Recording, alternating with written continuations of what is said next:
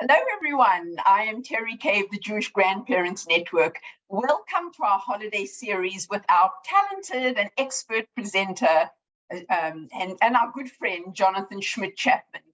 Thank you so much for joining us tonight. We are thrilled that Jonathan is here to help us bring Passover to life through creative play. First, a big thank you to Zoe Fleischer of Tiny Windows Consulting and to Sarah Reed, our JGN colleague, who are going to help us facilitate with tech tonight and with chat.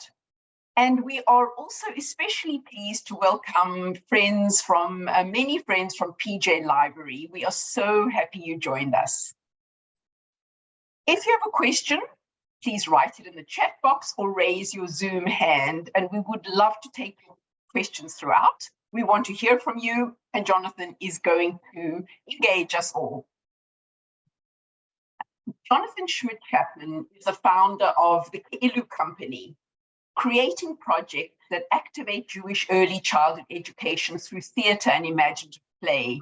Oh, Andrea Felser is on it. He is the creator of Ke'ilu Kits, interactive audio adventures that bring Jewish holiday stories to life, and Play Along Parsha, a resource for 3 to 6-year-olds and their families to creatively engage with a weekly Torah portion. Jonathan was previously the producer of family programming at Lincoln Center for the Performing Arts in New York. He's also dad to a newborn who is up a lot at night.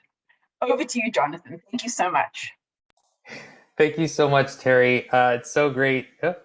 It's so great to see everybody, and thrilled to be back for the next webinar in this series, and to help everyone here bring Passover to life through play with their grandchildren and their families. It's so nice to see so many people on. I know that we are in that period of time that everyone starts to get really anxious with Passover prep, and so the fact that you were able to take out some time from your week and start thinking about Passover with us, and how we bring the Seder and the whole holiday to life. We're thrilled to see you here. So over the course of the evening, we'll share lots of ideas. I hope you'll play along. So please, if you are able to, turn on your camera so that we can see you, so that it's not just me being silly on screen, but hopefully all of us as we work through some of these activities that then you can take home and use with your families. I'm going to share my screen so that it's a bit more visual, and I can show you some ideas as we go. And as in all of these webinars, my son Elior is quite present in the photos that we'll show you. He demonstrates a lot of the ideas that I then share with you. So as Terry mentioned, I love thinking about ways to connect Jewish education to the performing arts and imaginative play. As we'll talk about later on tonight, I think it's the perfect way to bring some of our holiday stories and tradition to life, using the language that our children and our grandchildren speak. Imaginative play, dramatic play, and creative engagement, and sensory learning. So in the email you got as confirmation, there are a couple of materials that if you want to play along with certain moments tonight, you can have in front of you, which would be a piece of paper and a pen, a flashlight, a small bowl or container, and a small towel, like a dish towel. Don't worry if you don't have these things. If you have them nearby, great. And if not, you'll be able to see how we use them and hopefully use them in ways after the webinar is over. So tonight we're going to look at an overview of the holiday of Passover and specifically the Passover story. We'll introduce you to the Passover Discovery Kit that Jewish Grandparent Network is offering for free. You see the link in the chat, and that kit holds a lot of the ideas that we'll explore tonight and more. So please utilize it, share it with friends and family. We have them for many of the holidays throughout the Jewish holiday cycle. We'll be activating some of these ideas through demonstrations, and we'll be asking you to play along. And then we'll open up for questions and reflections on how to think about ways that you can use some of these ideas at your Seder table or in your home or over Zoom with your family this year. So the first thing I'm going to do is ask you to think about a special or vivid Passover Seder memory. Think back to at any point in your life, a memory from the Passover Seder, and as vivid a memory as you can paint, and think about what made that experience memorable. And when you have those ideas, just throw them in the chat so we can see some of those responses, and I'll read a couple out. And then if anyone wants to share and unmute, you're welcome to do that too by raising your hand, and we can unmute you. Singing songs with my father. Great, singing.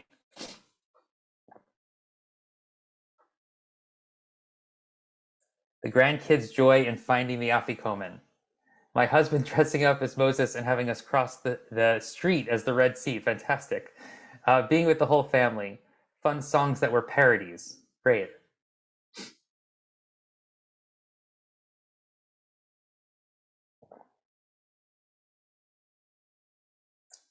My 9-year-old singing Chag Hadia at the top of his lungs.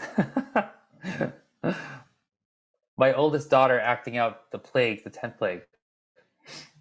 Building a tent in our den and having a Seder in there rather than at the table. Fantastic. So a lot of these ideas activate the story in some way physically, right? We're hearing about ways that we bring the story to life through multiple senses, through singing, through storytelling. And that's a key part of the holiday of Passover. And we'll be talking about that tonight. So hold on to those memories as we travel through the evening. The other question I want you to think about is, how has your observance of Passover changed over the course of your lifetime? Thinking about whether you're newer to Passover or whether you've been celebrating your whole life, what are the ways that your relationship to the holiday or your traditions around Passover have changed and evolved over the course of your lifetime? So take a moment to think about that and share your responses in the chat. So for me, one of the ways that it's changed, and I will elaborate on this later, is thinking about how I introduced the idea of the plagues. I think as a kid, they were playful, and we would have masks for each of the plagues. And now I think about them in a little differently. As something that I want to think about how to introduce them to my son in a way that acknowledges what they were, but also recognizes that these were horrible things that happened to people, and to balance the storytelling aspect of it with maybe not making them too silly, and acknowledging the seriousness of that part of the story. Updating a more modern Haggadah geared to the children, much deeper understanding of the elements and ability to improvise depending on who's there. Fantastic. Some of the great responses in here. If anyone wants to scroll through it, there's so many coming in, too many to read out loud. But thank you for sharing these, and hold on to them as we think tonight through more ideas, new ways to bring the story to life, and thinking about how to translate this Passover narrative and Passover holiday tradition to children of all ages in our families. And again, just a plug for our Discovery Kit, which you got a link for. The 3 sections of that kit include an overview of the customs and rituals of Passover to help us if we're a little fuzzy on some of the ideas behind the holiday and why we do certain customs within the Seder or throughout the whole ritual of Passover. A whole section on the story of Passover, which we'll focus on this evening, and then thinking about ways to connect the Seder to our own lives and the themes of the Seder and the themes of Passover. Okay, so let's start by digging into the story itself. Many of us are familiar with this story. Maybe some of the details are fuzzy. We're going to collectively together recreate the Passover story in lots of different ways on the webinar tonight. But first, let's make sure that we have the details of the story clear. So the first exercise I'm going to ask you to do is think about the Passover story if you had to boil it down to 5 moments. 5 moments. And if it makes it easier for you, you could also think about it as 5 images or 5 objects. If I had to tell the Passover story through the representation of 5 objects, 5 images, or 5 moments, what would they be? And this is an exercise in editing, right? There's more than that in the story, but if you had to boil it down, what would you say are the 5 key moments of the Passover story that you'd want to convey? So take a moment to think about that, and you can drop those in the chat. So we already have a couple of votes for Moses in the basket, key moment, baby Moses in the basket. We'll be going into more detail on these if you're reading these and thinking, I don't remember that part of the story. The parting of the Red Sea, building pyramids, the burning bush, crossing the Sea of Reeds, the 10 plagues, the blood on the door. So we've got lots of the plagues listed here, frogs and hail. The frogs here, frogs there song.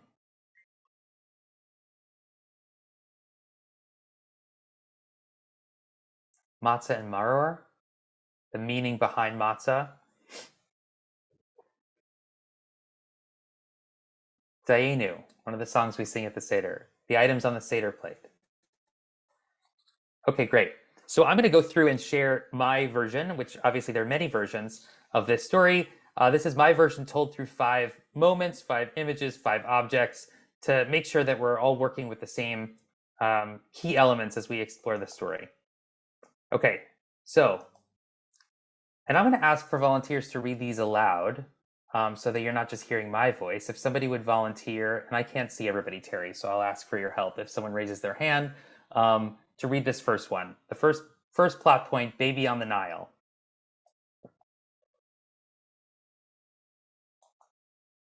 I think I'm going to turn to Zoe for help here. Friends, if you could raise your hand if you're willing to read a little bit, we'll unmute you and spotlight you, and it will be great.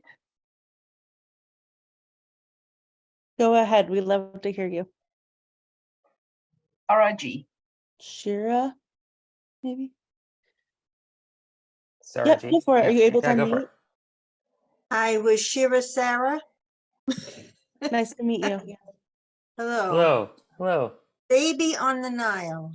A baby in a basket floats down the Nile River in Egypt. How did he get there? Who is he? Hiding in the reeds was the baby's sister, Miriam, who secretly protected him along his watery journey. You'll be safer here, far away from the hard work of the Israelites, she whispered. I know one day we'll meet again. He is found by the Pharaoh's daughter, and he's raised in the palace, and she names him Moses. Thank you. So you'll note the first image here is the basket, and you'll note in the way that I'm deciding to tell the story here, I'm focusing on the beginning of the story, the hook of the story being the baby in the basket, and asking these questions. Who is he? There's a baby on the a baby in this basket on the Nile. How do we keep him safe? Which can be a great place to start the story, especially with very young kids, rather than starting with the bondage of slavery and Pharaoh's decree about the babies, which can be challenging plot points for very young ones, and thinking about this kind of hook into the story of how do we protect this baby and who is he and where is Miriam taking him, as a way to build suspense and think about the story from the beginning in an age-appropriate way. Okay, plot point number 2. Why don't you take this Doreen, one, you're up. Susan? Yeah. Oh, Doreen. Okay, great.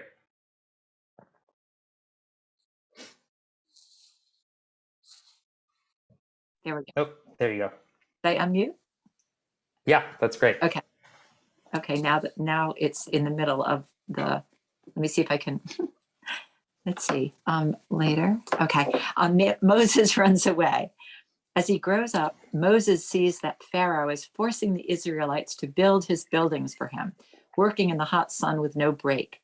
I can't live in a place that treats people this way, he thought, and he decided to leave Egypt and go into the wilderness. Thank you, Doreen. Ah, the sandals. The sandals as the image, right? The sandals running away from Egypt as the image we use here. And again, I'll keep kind of jumping aside. So the reason I frame it this way, obviously, this version of the story doesn't talk about Moses actually striking one of the Egyptians and leaving, but recognizing the injustice and saying that's why I'm leaving. I'm deciding to go into the wilderness. Okay. Next one. Susan, you're the chosen one. Thank you. It's my favorite part. The burning bush. In the wilderness, Moses finds a burning bush. A voice from inside the bush, aka God's voice, says, Moses, you must go back to Egypt and help free the Israelites. You are one of them. Go to Pharaoh and tell him to let your people go. Thank you. So we have the bush sending Moses back to Egypt with a charge, and we get the next part of the story. I don't know what your actual name is, but finance department. What is your actual name? I'm sorry, that's from That's work. okay. Oh, that's okay. What's My your name's- name? We'd love to hear.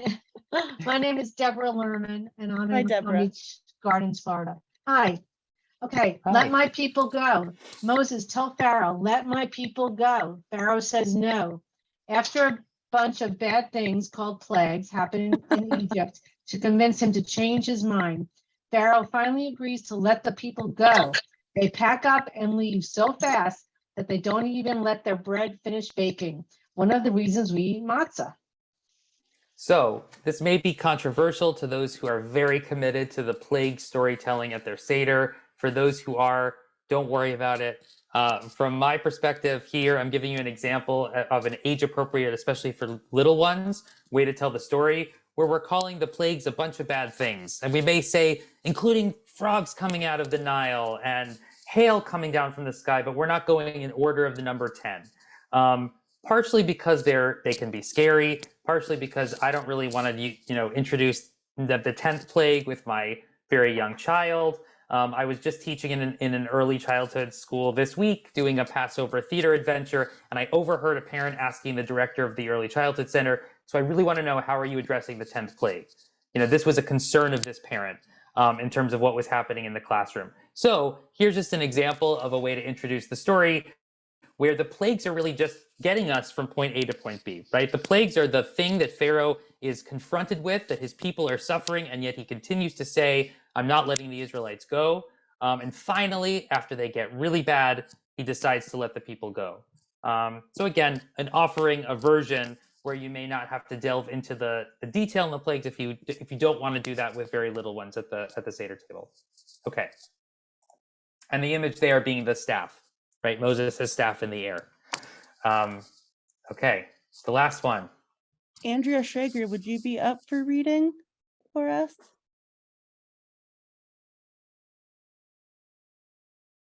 Or what about Mary? Are you still up for that? Mary Kosman? There we go.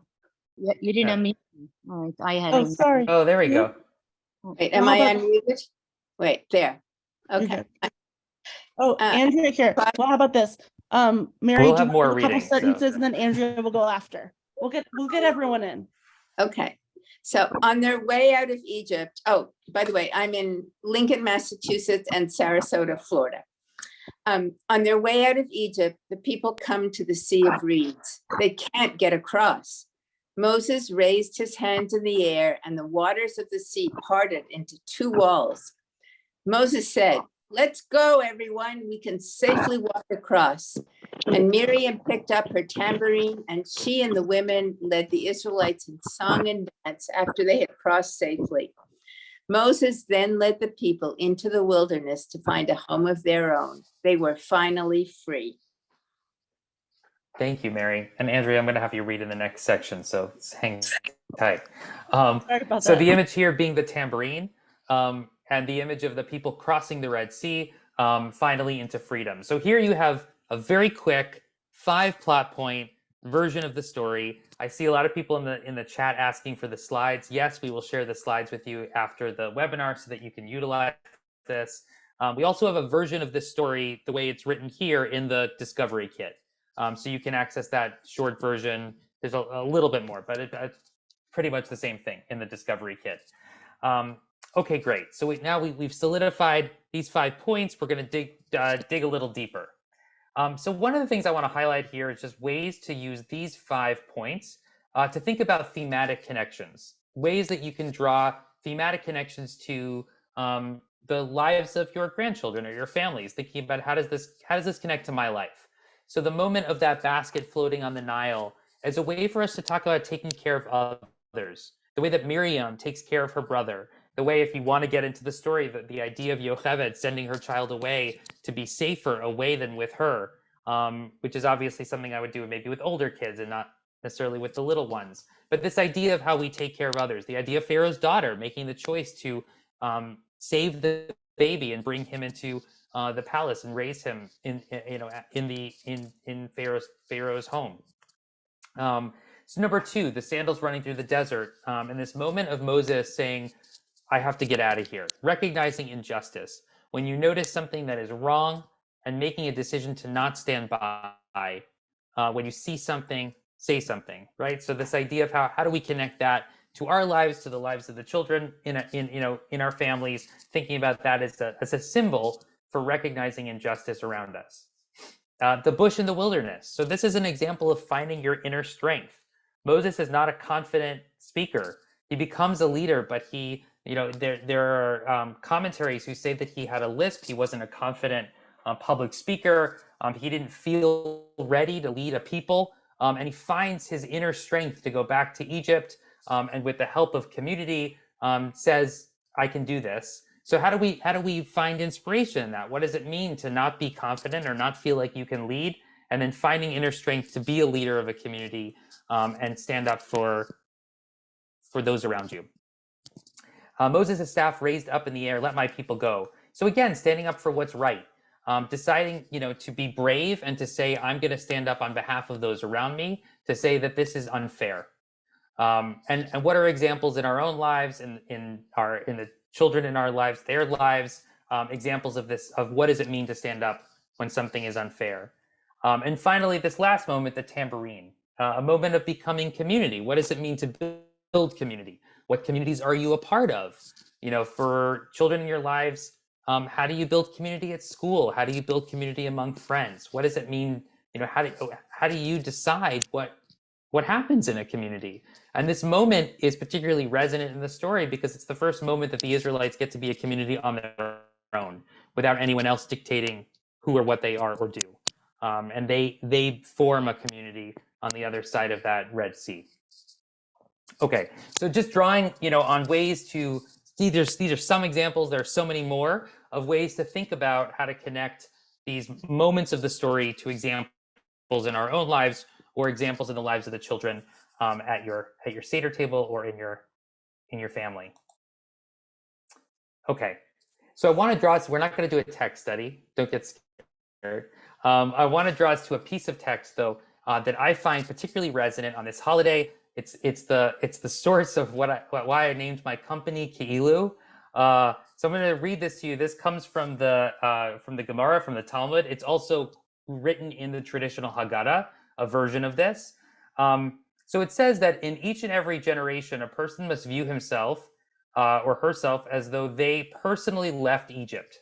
As it stated, and you shall tell your son on that day, saying, it's because of this which the Lord did for me when I came forth out of Egypt. So this idea, ki'ilu, as if we're supposed to imagine that we were there. It's a really interesting part of this holiday tradition. And it's why we saw in the examples before that you offered so many examples of ways that people theatrically tell this story at their Seder. I love that example that someone put in the chat of going outside and crossing the street as crossing the Red Sea, right? Like physically embodying the story. So take a minute to think about what that means for you. What is ki'ilu, as if? What does it mean to not just be a passive recipient of a story, but to be an active creator of a story and embody it, to walk in the shoes of our ancestors, to think about experiencing rather than just receiving. And that's really, for me, one of the most important parts of Passover. So as we move through this evening and all these activities, I think personally, dramatic play and imaginative play is the perfect language for Passover because it allows us to imagine and to embody the story as if we were there. It's also the language that our children and grandchildren already speak. It's much easier for them to imagine themselves in a story and to be there and to physicalize it and to play in those shoes than it is for us to access. So take a moment to think about that. How have you in the past, in your observance of Passover, embodied this idea of bringing the story to life or feeling personally connected to it? And how might we do that for our families and for ourselves this year? And if you want to drop any ideas in the chat or thoughts that are coming up from that, take a moment to do so. And we love to hear some of your voices as well. So you That can would feel be free great. to unmute or raise your hand and I'll help you unmute.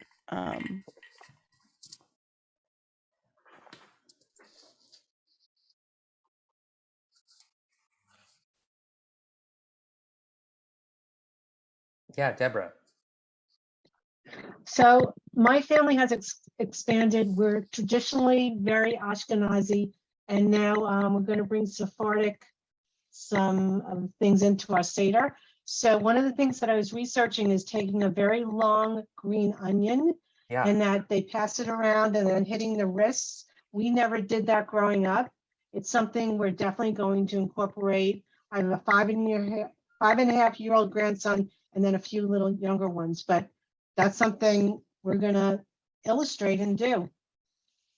That's great. Thank you for sharing that. It's a great example. So we're seeing some examples in the chat, giving the child a basket with a baby in it. We'll actually be activating that in a little bit. Putting shmatas on your head to look like Israelites. That's great. Andrea, I believe the onion, it's a symbol of bondage, right? Of almost like the representation of a whip, as the long green onion, right? Is that right, Deborah? Yeah. Debbie, I see your hand raised. I just wanted to say we do it every year. We put a scallion at every place setting. And when we do Dayenu, we all hit each other with it all over. It becomes a real comical, fun thing. And the kids all love it. I highly recommend everyone try it. Thank you. Thank you for sharing that. I love Lee's suggestion here, packing a backpack with what you would take with you if you had to leave home and you were never coming back. It's a great activity to do together, whether you actually pack one or you think about it or you draw it. Fantastic. Okay, so we're getting into ideas around dramatic play, thinking about reenacting. I wanted to just quickly draw our attention to some of the things that we do during the Seder and ways that we can make connections to the story. The actions of the Seder are already very multisensory, right? So we have the moment of washing our hands. We wash our hands twice. I think about actually immersing our hands in water. Is this a moment to connect to the waters of the Nile, right? Like we're actually doing this thing. You know, I think now as we do the Seder with my son, thinking about ways to not have the actions of the Seder as separate from the Magid, from the storytelling. And thinking about how can we make those connections. When we wash our hands, thinking about the waters of the Nile and the way that Pharaoh's daughter was washing in the water when she found the baby. Dipping the karpas, the green vegetable, into the salt water representing the tears, whether the tears of the Israelites or maybe the tears of the baby or maybe the tears of Miriam as she was watching him float along the Nile. So again, ways that you can kind of draw out some of the actions we do to make the sort of the story connections. Another one, we break the middle matzah, right? The idea of maybe building or moving bricks or physically breaking matzah as a symbol for some of these moments in the story. We make the sandwich with the maror, the bitter herb, and the charoset, which is meant to represent the mortar of the bricks. So again, how can you kind of do that action in a way that connects to the part of the story when you're telling that part? And then finally, we wash our hands again. Maybe this time, the second time we wash our hands, we focus on the crossing of the Red Sea as another, physical engagement with water. And we eat the matzah, a symbol of that moment of leaving Egypt really fast before the bread had a chance the dough had a chance to rise. Okay. So we're going to give you another version of the story, even shorter than the one we looked at. This one is actually a script, which can be, kind of performed at the Seder table in a very easy way that engages everybody.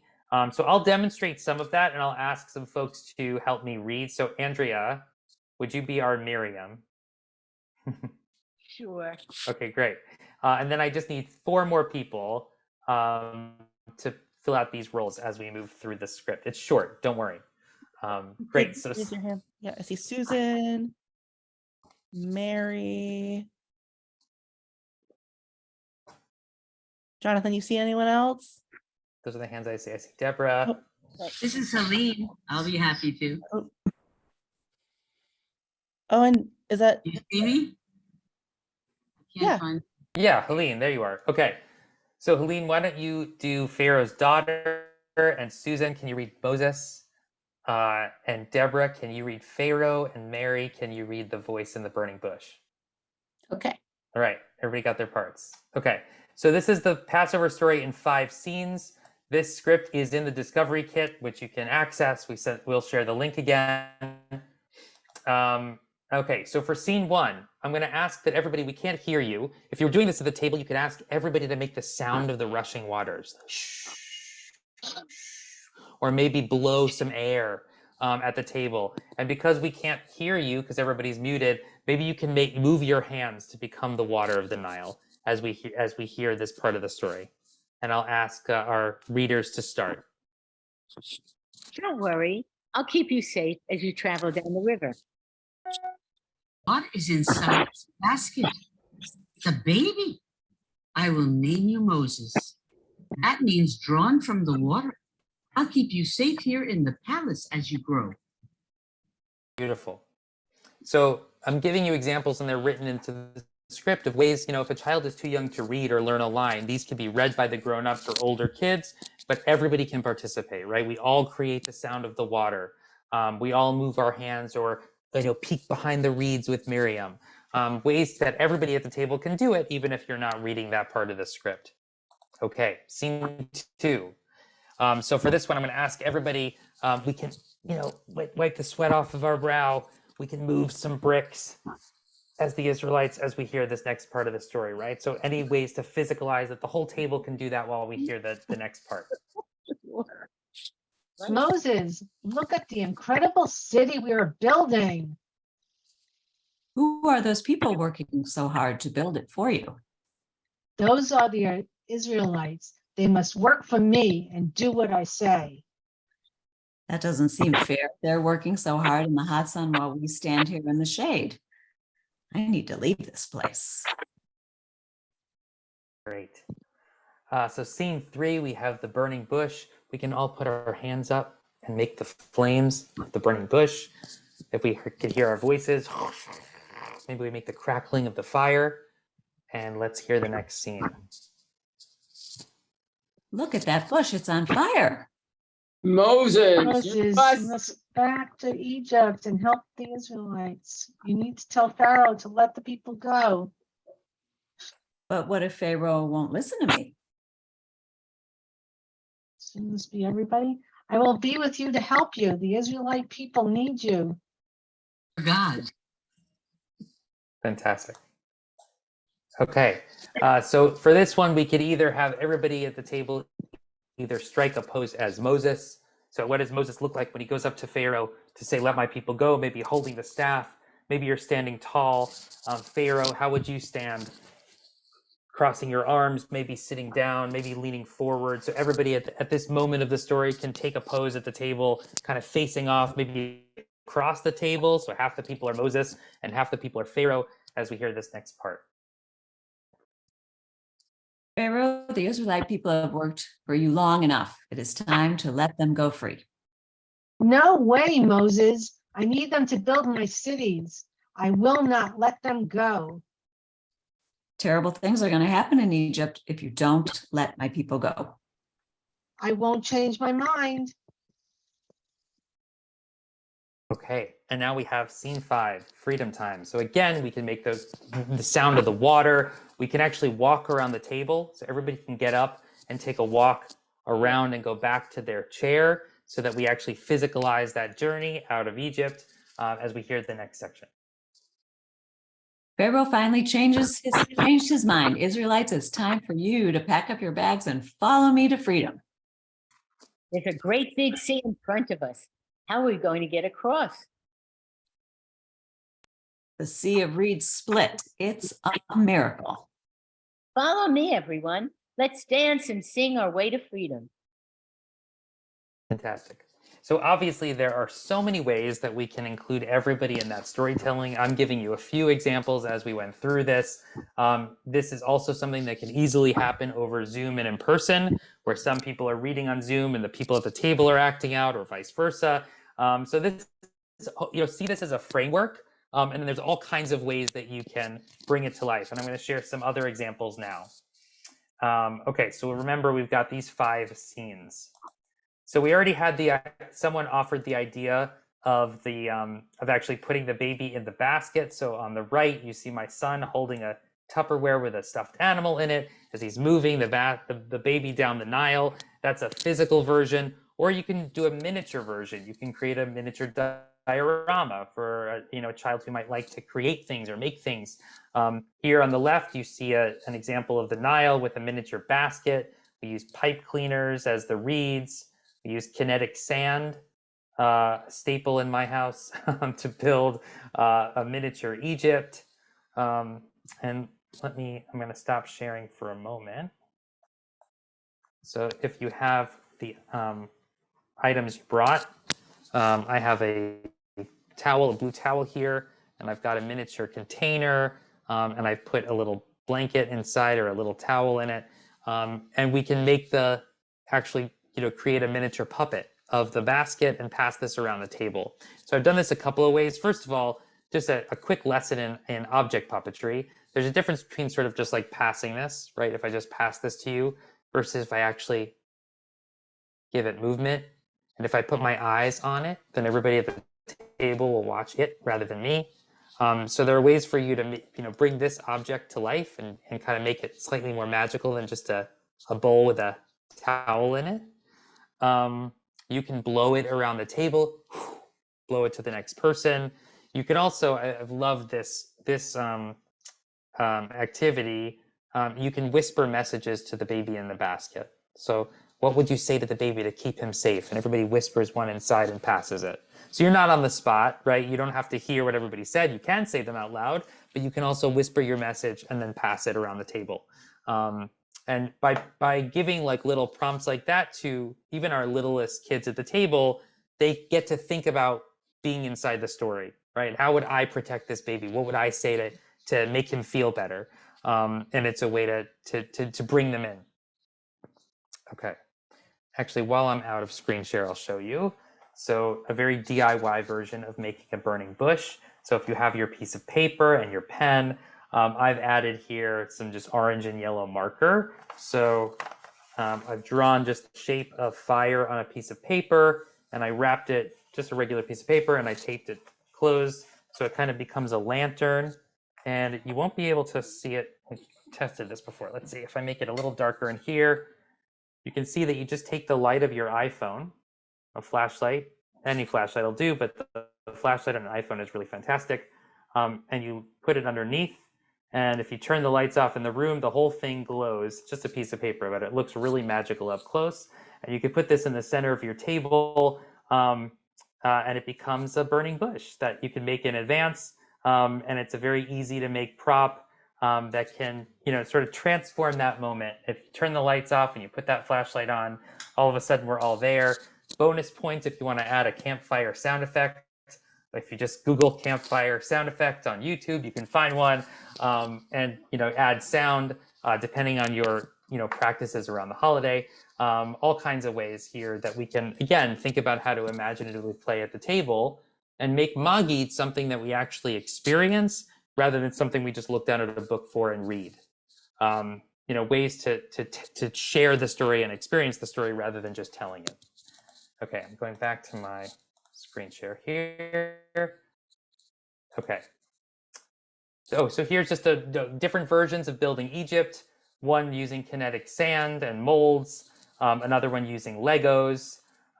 You can also ask your grandchild to think about what building materials do we have, and building a miniature and looking at images of ancient Egypt and then deciding how you're going to build it in miniature.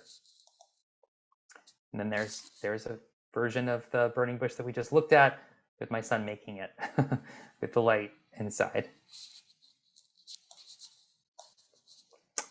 And then finally, the crossing the Red Sea. So different ways to think about this, whether it's using a bed sheet and running underneath it on the right side there. On the left side, you see that we just put a row of chairs and 2 sheets to create like a tunnel to walk through.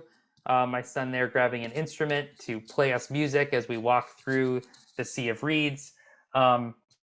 This is something that a bunch of grown-ups can do a parachute for the kids at that moment, or you can create like the installation version.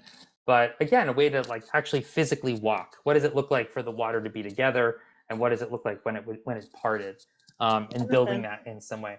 Yeah. I don't know if you saw this, but Carolyn I Littman didn't wrote see. something really cool about cutting a blue sheet in half and putting Velcro tabs on the side so that Oh, you can that's lay it on the amazing. floor and pull it apart and split the sea, which I thought goes really well with your idea right here. So I wanted to lift that up. I love that. Thank you for catching that. Amazing. That's And great. Jonathan, this is Terry. Before, as you proceed, would you add in some hints about how we might interpret if we're far, your activities, if we're far away from our grandchildren, not in person, please? Yeah. So, I mean, with the script, we talked about that and the ways to use the script, at a distance. There's all kinds of ways I think that you can build some of these things in advance on Zoom and then use them in person. So, for example, if everybody on both sides of the screen, creates that crossing of the Red Sea moment with a sheet, we decide how we're going to do it, and then during the Seder, we all do it together at a distance. If you're doing the Seder, on Zoom.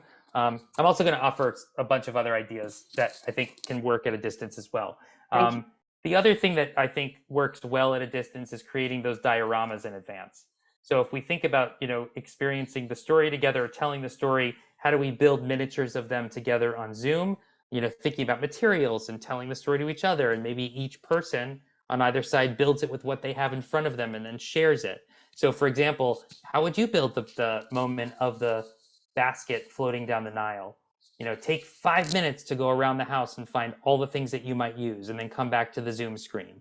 So the child goes away, the grandparent goes away, they come back with materials, and then as a building challenge, they both do it live, for each other, and then show on the camera, or actually reenact it using those objects. Okay.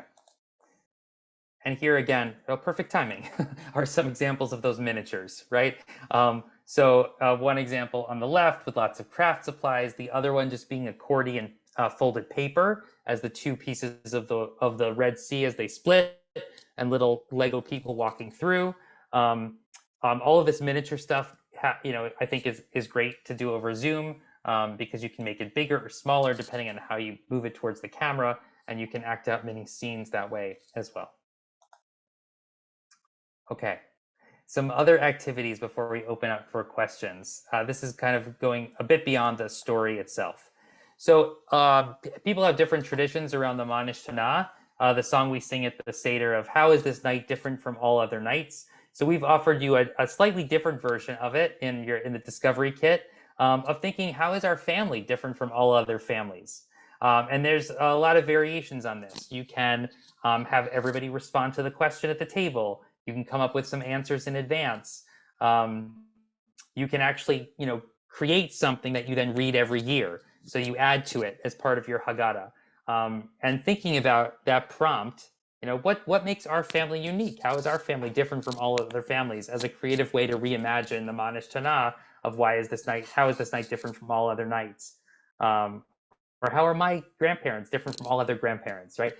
Ways to make this moment personal, and include personal family stories as part of the Seder, inspired by this idea of thinking about how is this night different from all other nights, and those answers that are given in the song. Okay, we tried this the other day, Terry, and it worked so well. So the Afikoman Scavenger Hunt, rather than a kind of a simple, many people have different traditions around hiding the Afikoman and someone finding it and getting a prize, whether the kids hide it and the grown-ups find it, or vice versa. This is a way to kind of heighten or make unique the Afikoman search. So one way to do this, and we've outlined this in the kit as well, you can create a scavenger hunt around the home. So in advance, this is something that grandparents and grandchildren can conspire together, and have either the other grown-ups or the siblings find the Afikoman. This is also something that would work really well over Zoom, to kind of create this in advance, where grandparent might create the scavenger hunt that then the child has to actually follow in the house. And basically you hide clues in different places. So the clue can be visual, like I'm going to draw the table or the couch to get you to the couch to go to the next clue, or it can be a word clue. This is something I sit on and it's red, and that brings you to the red couch. And you lay out a bunch of different clues. Exactly, at a distance, the grandparents can give the clues or create them in advance. Thank you, Deborah. And then we go off on the adventure.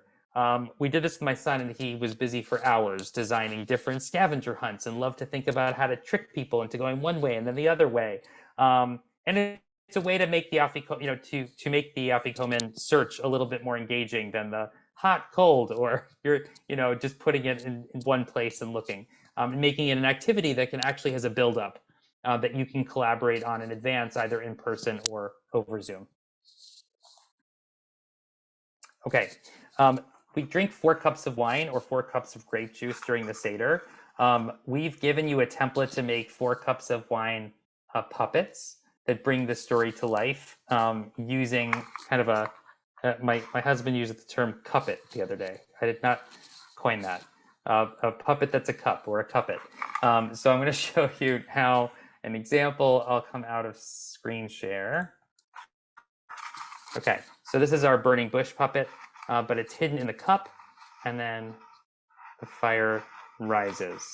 And what it is just this piece of paper attached to a stick, and I put a hole in the bottom of the cup, and then I'm able to have the puppet rise up and down. And we have, I think, 4 different ones for each part of the story: the basket, the burning bush, the buildings of Egypt rising, and the crossing of the Red Sea. So you can create these in advance. You can, if your grandchild wants to, they can decorate the whole cup, or just color in the puppet part, and you either put them on a chopstick or a straw. And then when we drink that cup of wine at the Seder, you can utilize the cup puppet, so that you have 4 of them to tell the whole arc of the story using our puppets.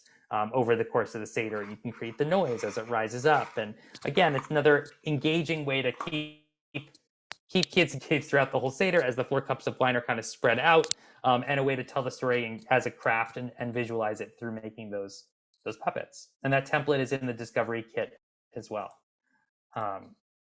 Okay, and finally, an activity called Let Us. So we have Moses saying, "Let my people go." Designing with your grandchild a slogan that starts with "Let Us" as a way to think about how we stand up for others, or how we recognize injustice, or we think about what's fair. So for younger kids, it might be "Let everybody have a turn," or for older kids, it might be "Let everybody have a vote." Right, whatever that might be, and you can use this to talk about the concept of freedom, or the concept of rights for others, or the concept of fairness. And design a slogan. You could design a poster, or you could just design that slogan and share them at the Seder. So when we get to the "Let my people go," what is your version? What would you share as your "Let us" slogan? And use it as a way to kind of open a conversation about the bigger themes of the holiday and how they might connect to our lives today, or the things that your grandchildren care about, whether it's interpersonal with their friends or bigger issues about the world. Okay, so that was a lot of ideas. I hope you were inspired by some of them and think about what you might be able to use. So take a moment to think about what you might bring from all of this to your Passover Seder. How might you embody this idea of Ki'ilu this year, of thinking of how do we imagine ourselves as if we are in the story, and what does that mean to you in this year? And with your grandchildren, how do you help them experience that in some way? And then what questions do you have? So I'm going to go out of screen share so that I can see all of you. I'd love to start with, there was someone who messaged me and said, "Oh my goodness, these are all great, but how do you have time? Like, how do you choose what to do?" So I'm wondering if you have any advice for people that might be feeling a little overwhelmed, and how do they choose what works for them, and how do they plan ahead? Yeah, great question. So I'm trying to give you a treasure trove of ideas. No one is expected to do all of them. And hopefully you can try some every year, or ones that, maybe experiment. I think that the storytelling pieces, thinking about how you're going to tell the story, we've given you a couple of different options, right? The sort of text-based one, the script one, but in general, that might be a place to focus, right? If you're going to do one thing at the Seder this year, that might be new. Think about how you're going to tell the story so that it really sticks. Because for me, I mean, this is how, my feeling is that often, especially in early childhood, we focus more on the rituals than we do on the story, more on the what than the why. And I believe that when young children are experiencing the why, they hold on to the what more. So if they understand the story of Passover, they maybe have a deeper connection to the things we do on Passover that bring that story to life.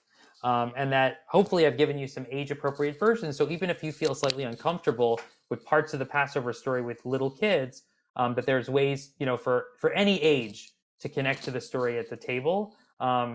And that being something that you bring beyond following the steps of the Haggadah. Jonathan, it's Terry. Could you speak a bit more to the plagues, which you actively sought to remove from the story or to finesse in some way, and yet is often integral to a little kid's Seder with the throwing ping pong balls and wearing funny masks with boils on them and so on. And there's this sort of dichotomy. Can you speak, or a dilemma of some kind? Can you speak to that for a moment? Yeah, this is a more recent shift for me, I think, in the way I teach both at home with my own family and then when I teach in schools. Obviously, the plagues are visual and sensory and have lots of possibility for play. I think it's just, it's about that idea that we have it, built into the Seder where we dip our finger in the wine and we remove drops from the wine to represent the suffering of the Egyptians, that even though we are celebratory, we are acknowledging the pain of a people who experience these things. And more recently, I've had discomfort around the kind of the silliness of the things as a way to teach. This idea that part of the story represents some horrible things that happen in Egypt to people at the hands of the Pharaoh who was being stubborn. And wearing masks or kind of being silly about the boils and the locusts. I think in some ways, how do you acknowledge it without leaning into silliness around something that affected people and kind of focusing on the humanity of that? It's the idea of that dipping the wine for our kids, rather than the silliness of the plagues being the thing that they hold on to. It kind of bugs me that like frogs here, frogs there song is the kind of, the one thing that we take away from preschool, right? And I've had a lot of conversations about this with other educators more recently. It's just thinking about that as a layer of how we maybe shift the way we tell the story to just acknowledge that piece.